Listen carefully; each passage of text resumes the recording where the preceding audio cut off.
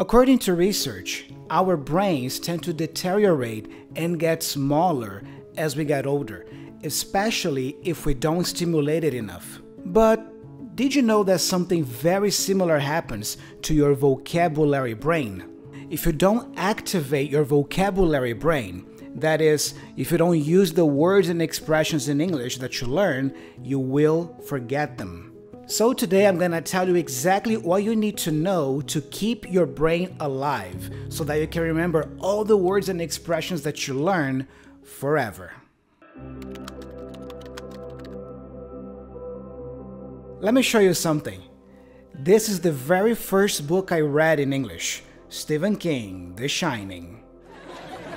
Why do you have a copy of The Shining in your freezer? Oh, I was reading it last night and I got scared, so... So, let me tell you what happened when I was reading this book for the first time. The tires shrieked, and he began to shriek into the dark. Then he shrieked, but the sound never escaped his lips. Began to shriek, had shrieked, she shrieked. So I began to see this word over and over again throughout the whole book. Finally, I stopped reading and looked up that word in the dictionary. Shriek, to cry out in a high-pitched voice. You know, something like that, that's a shriek. But the interesting thing is that I never forgot that word again. So this experience, this incident, taught me 3 important lessons. 1. I wouldn't have learned that word if I hadn't been reading a book in English. If you want to improve your vocabulary in English, you need to be consuming content in English every single day. 2. I looked up that word in the dictionary because it called my attention. You don't have to look up the meaning of every single word you encounter on a page, for example, that you don't know. Just focus on the words that call your attention the most, like I did with the word shriek. 3. The reason why I learned that word is because I brought that word back to the surface of my memory repeatedly throughout the book. In other words, I was activating that word over and over in my head because I was seeing it so many times. And by the way, a great way for you to activate and reactivate vocabulary is by watching our weekly videos here on YouTube. So make sure you hit that subscribe button and bell down below so you don't miss a single new lesson, alright? But how does the process of remembering, learning, and forgetting words actually work in our brains? Let me show you something. Okay, check it out. Imagine this right here is an ocean, right? And this is the surface of your memory. So everything that you remember easily is up here, okay? Now imagine down here, you see, this is the dark hole of your memory. So the words and expressions and all the information that you forget tends to be here, right? So imagine this. Imagine you learn a new word today, okay? Imagine this is the word. The tendency is, as the time passes, you will start to forget this word. In other words, this word will start to want to go into this dark hole. But you don't want this to happen, right? So what do? You have to bring this word back to the surface of your memory. In other words, you have to see this word again. You have to review it. And then the same thing is going to happen. So after a while, your memory will want to forget it, right? But then you bring it back to the surface right here and you remember it again. And that's how it works. But the cool thing is that if you keep doing this over and over, you see, it becomes less probable that you will forget it until you get to a point where the new word is actually here, you see, on the surface of your memory. So let's say that this is day 1, okay? When you learn the word. And all these little points here, we can call this review.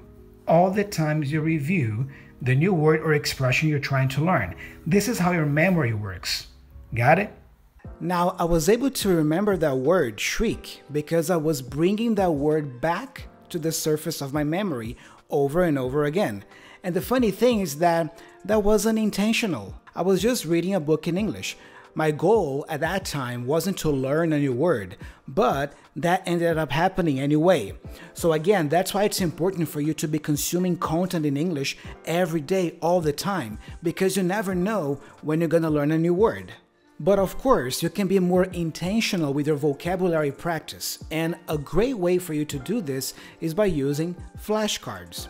Let me show you a very easy way that you can follow to create your own flashcards. Check it out. Cut a regular sheet of paper into equal pieces. On one side of the card, you write the word you're trying to learn. Next to it, you can write the definition of the word. On the other side, you can draw a picture you associate with that word. And if you don't have time to do this manually, you can also use our app. Check it out. Someone who helps and supports someone else. Okay, so let's see the answer. This is ally. Okay, someone who helps and supports someone else is an ally. And then you have an example here. His sister was his ally against their grandparents. Really cool, right? And then at the bottom, the app asks you the question, did you remember right? If I say no, repeat, the app is gonna repeat that word or present that word to me again at another time so that I can, remember, reactivate that word, bring it back to the surface of my memory. Look at this one. To disapprove of something. There is an image. Let's go to the answer. Frown upon. So when you frown upon something, you disapprove of this thing. Smoking is frowned upon in many societies. That's the example. So, did you remember right? Let's say, yes, I've learned it. So if I go yes, then I've learned this word and the app is not gonna show me that word again, right? Look at this one. Remember the vocab. A rectangular block or hard material used for building walls and houses. Okay, we have the image here. Show answer. That's brick. Okay, the chimney was made of bricks. Did you remember right? I'm gonna go with sort of. If you go with sort of, the app will present that word to me or to you again at another time, but not as frequently as if I had chosen no. So that's pretty much how it works. Pretty cool, isn't it? You can download the app for free by clicking the link in the description, or you can search for Real Life English on your favorite app store, Google Play Store or App Store, and download it from there. Now, aside from consuming content in English every day and using flashcards, let me give you some more quick tips to help you remember the words forever. So one tip I can give you is try to attach an emotion to the word you're trying to learn. It's usually easier for us to remember words when they are connected to an emotion. For example, think about the childhood memories you have and that you remember until today. Probably you remember those memories until today because they were related to an emotion back then. Maybe you were sad when they happened. Maybe you were excited or happy. But anyhow, that burned in your memory and you remember that until today. It's exactly what I did with the word shriek. So for example, when I think of the word shriek that I learned from the book, I associate that word with fear. Scared. I'm feeling scared, I'm feeling fear. Got it? Identify the words and expressions you already use in your native language and look for their equivalent in English. For example, I'm from Brazil, right? I speak Portuguese as my native language. In Portuguese, for example, if I want to say that a guitar player is really good or really cool, I can call him an animal. That's Portuguese, okay? I can say, wow, that guitar player is an animal. But that doesn't make much sense in English. An equivalent in English that we have is a beast. So I can say, wow, that guitar player is a beast. In other words, he's really cool, really good. Okay?